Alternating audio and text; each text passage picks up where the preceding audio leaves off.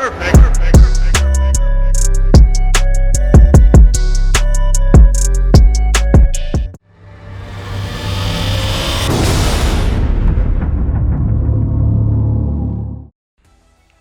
going on, everybody? It's your Observant Lineman, Uche Nwaneri, and I would like to welcome you to the first episode of Trench Warfare.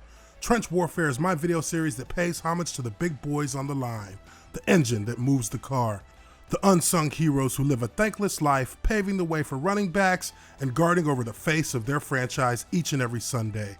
Join me as I break down game film and give my thoughts on the work they do through the course of a game. And in our first episode, we take a look at the San Francisco 49ers and their front five. I'll be breaking down their final drive in the instant classic of Week 17 of the 2019 regular season, and I'll be grading out each lineman based on the plays that we go over with either a plus or a minus, depending on whether it was a satisfactory block or a block that could have been done better. And I'll be using terminology, of course, that offensive linemen are more knowledgeable about, and I'll try to explain that as we go through the film. But without further ado, let's take a look at the starting lineup for the San Francisco 49ers front five. At the left tackle spot, we have the All-Pro Joe Staley. At left guard, we have Laken Tomlinson. At center, Ben Garland. At right guard, Mike Person. And at right tackle, Mike McGlinchey. For the game film, I chose to go with the Week 17 matchup against the Seattle Seahawks. It was a great drive orchestrated by the Niners, a lengthy one to seal the win. And in this drive, I'll be doing most of my critiques from the end zone film because that gives you the most solid look at what's going on down in the trenches. Now, it looks like here we have a shift going on from the right to left with the tight end, and you have a signal that's being given from the left guard to the left tackle.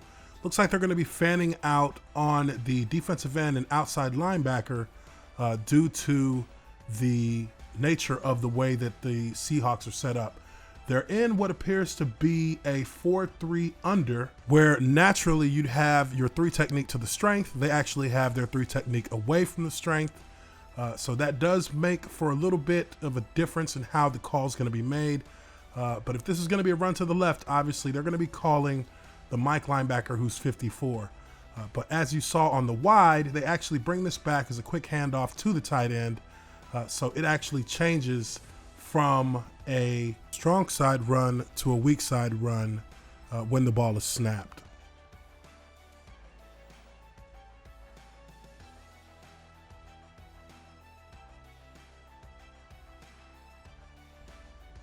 Now here at the snap of the ball, you can see that the left side of the line is running a fan out to 99 and 57 with the tight end actually sliding back across the formation to receive the handoff.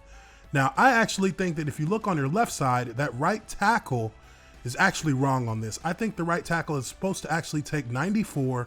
Him and the fullback likely are supposed to chip up to 50, meaning they're supposed to work together to keep 94 from penetrating so that they can work, or that fullback rather can work up to 50. I think as you see this play finish all the way through, the tight end is one-on-one with that DB to the outside, and that's by design.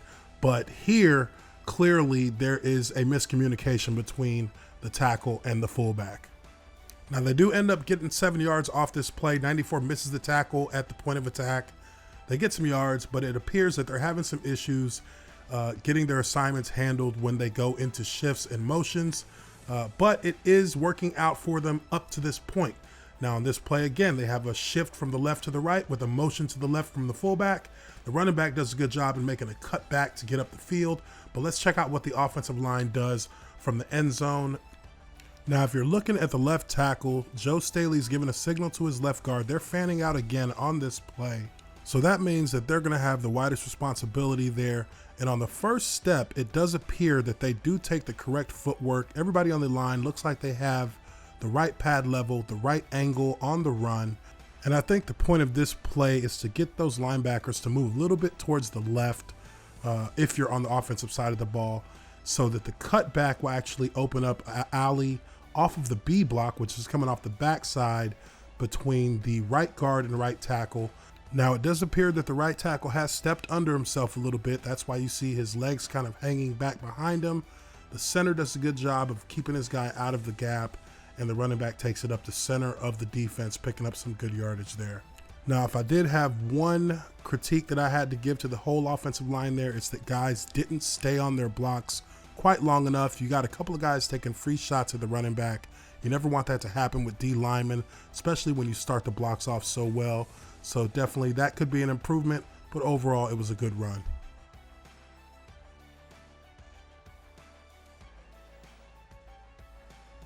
So it's 3rd and 5, and on this play we get our first true look at some pass protection. The running back's going to come back into the formation, and they're running what's essentially a scat right, short for scatter. Running back's going to scat out to the right side of the field, checking for any quick blitzers on the way out. If there's a defensive end who's up the field quick, he may be able to get a chip on him.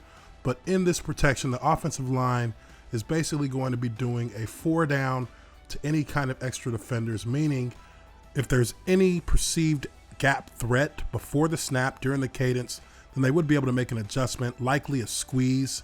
A squeeze means that they're going to actually compact down from one side to protect the A gaps. The inside gaps matter more than the outside.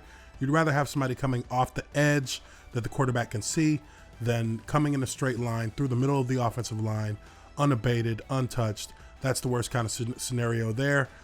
But when we look at these pass sets, I want to take a look at Joe Staley. Joe Staley's got a good set to start off with, but he makes contact with his punch a little bit late, and Clowney's able to get over him just a tad bit there, but he does have a good recovery by getting his hand on his hip and pushing Clowney up the field. Now, I want to put some attention on the right guard in this position, because the right guard actually has the best set out of everyone on the line.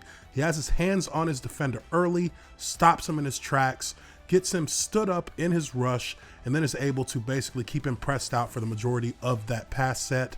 It looks like the right tackle also has a pretty decent set there, and the center and guard are working together, the center and left guard, to create the depth of the pocket and to keep that defensive tackle from getting any kind of push-up field. So it's a good pocket, as you can see, clean pocket that Garoppolo can look straight up and down the field through. And again, my only caution for both tackles is that their hands are low and they're late with their punches. As you see the film move forward, you'll notice that they're both late with their punches. They're both absorbing pressure instead of meeting it and stopping it. And that's pretty much the only thing that held back both of them getting pluses in my book on that pass set. But a good recovery by both as well, and how they handled that rush off the edge.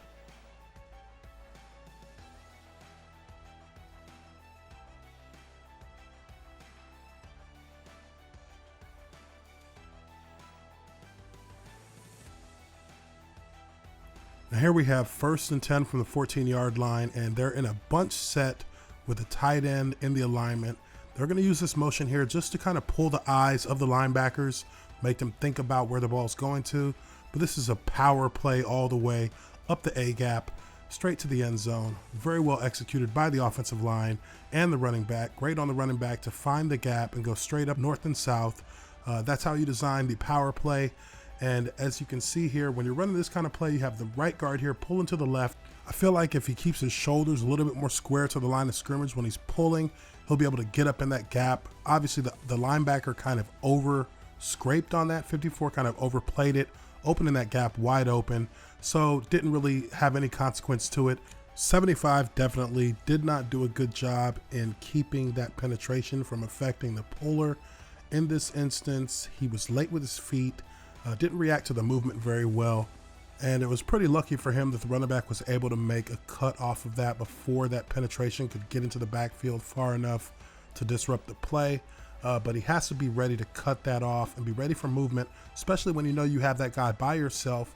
Your center's going to be moving away from you to fill in the gap that the pulling guard is going to leave open, and the center actually does a really good job at closing that space and keeping that defensive tackle on the right side from moving into any kind of position to make a play. And also, Joe Staley does a good job here getting up the field and getting up to his backer. He's on number 50. He gets through the gap fairly quickly before the puller comes in. He notices that the linebacker's kind of holding his ground there. So he gets upfield, gets him covered up, and that is also something that helped to spring the running back for the touchdown. So overall, pretty good job by the line. I would say the glaring issue would be with 75. That did affect the pull, the fact that he wasn't able to get into that gap and keep that penetration from happening. That did affect the pull, and the puller obviously is an important part of the play, but in this situation didn't end up having a huge effect since the linebacker overplayed the pulling angle, and they got it done. It was the fourth quarter, late in the game, guys were tired. You can understand that some things might kind of get a little bit sloppy, and it comes down to kind of having that true grit. I think they showed that, and I think that was a well-deserved touchdown for them. Obviously, this is the first trench warfare video, so let me know what you guys think. Leave your comments down below, hit the like button, and subscribe to the Observant Lineman Uche Nwaneri if you haven't already done so. I appreciate you guys for checking out trench warfare. I will catch you guys on the next video. Peace.